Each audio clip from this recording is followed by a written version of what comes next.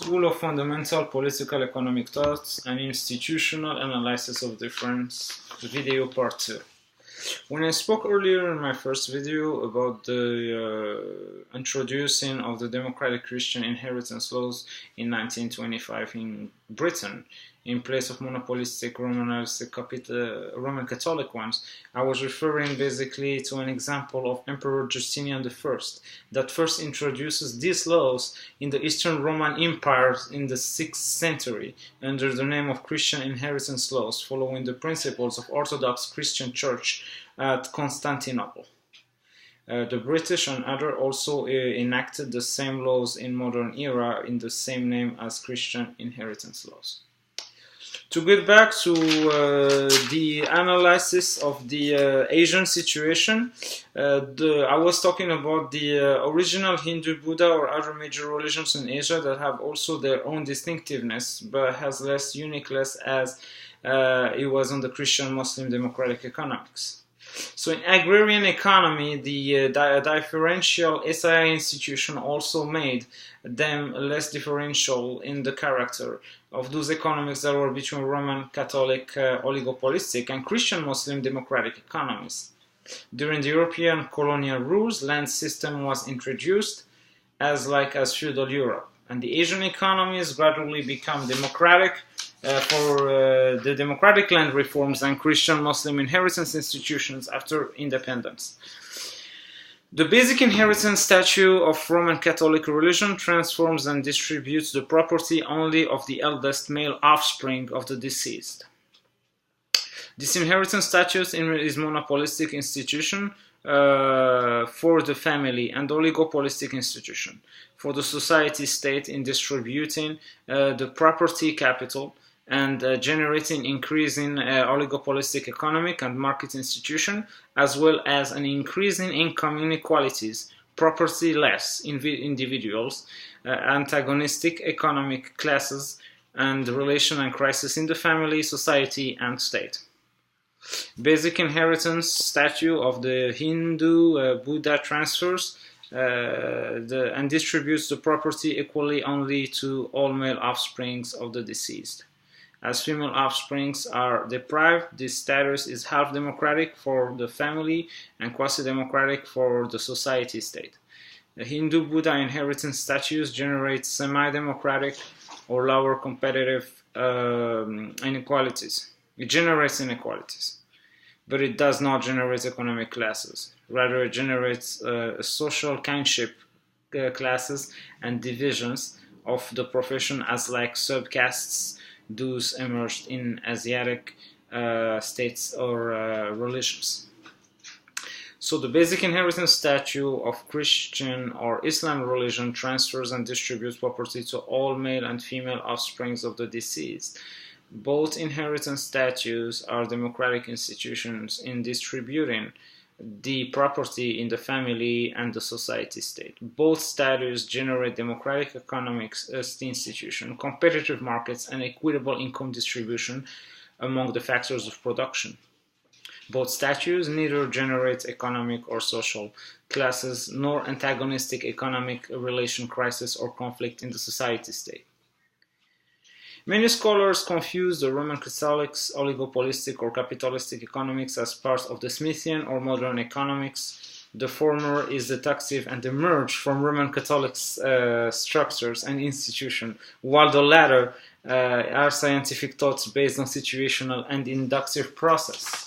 Modern economics, thereby, is neither monopolistic, oligopolistic, nor competitive qualification. It is simply an analysis of different theories and policies based on assumptions and situations. The Roman Catholic economics and Marxian economics are opposite, as the former is based on private ownership, competition, and markets, while the latter is based on public ownership, non-market, public authority, and policies.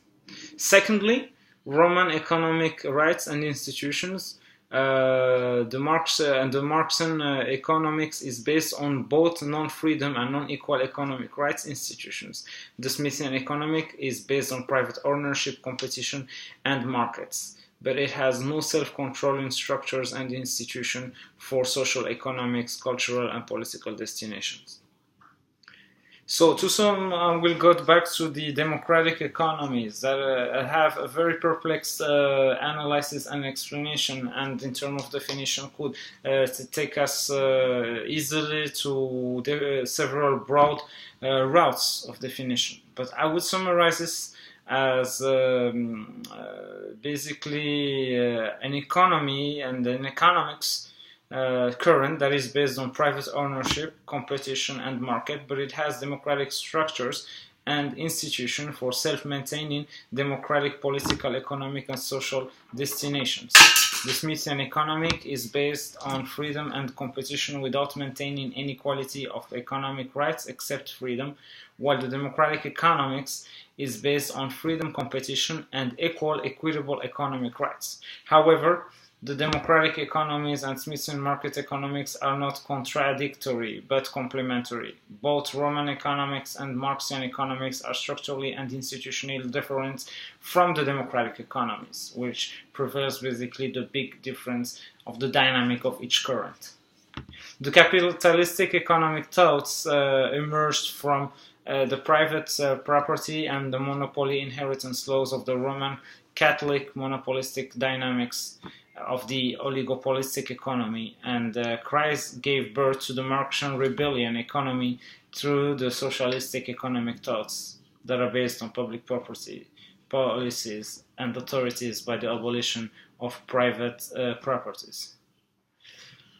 The democratic SAI institution of Great Britain gave birth to the situational market economic thoughts, while democrat inheritance laws of the Christian Islam and democratic SAI institution are basic foundations of democratic economic thoughts. So the economy democracy is consistent to emerging political democracy, cultural democracy, and social democracy.